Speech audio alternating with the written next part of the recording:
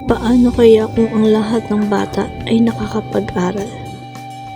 Paano kaya kung ang lahat ng tao ay may nakakain? Ang kahirapan ay hindi lamang kawalan ng pera.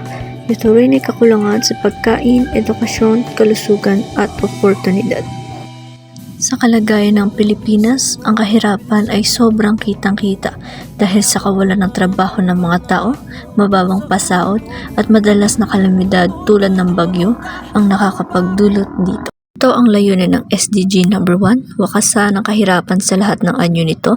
Pangunahing layunin ay magbigay ng sapat na pagkain, malinis na tubig, edukasyon at serbisyong pangkalusugan sa mga tao. First to help poverty is DSWD, mandated to develop, implement, and coordinate social welfare policies targeting the reduction of hunger, homelessness, and poverty. Under DSWD is the listahan, a system used by the DSWD to identify the poorest of the poor to ensure targeted and effective aid. Second to help is the 4Ps, the flagship program providing cash grants to the poorest families, contingent on health and education compliance. Third is the Kalahi, a community-driven development project that empowers local communities to manage projects that reduce poverty.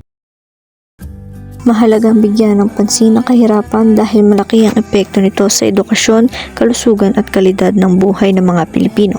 Kapag mahirap ang isang pamilya, maaaring huminto sa pag-aaral ng mga bata at mawalan ng akses sa sapat na nutrisyon at serbisyong pangkalusugan. Ang pagwawakas sa kahirapan ay nakakatulong sa pagpapaunlad ng mga komunidad at sa pagtiyak na walang Pilipinong may iwan. Walang kahirapan dahil ang kaunlaran ay para sa lahat.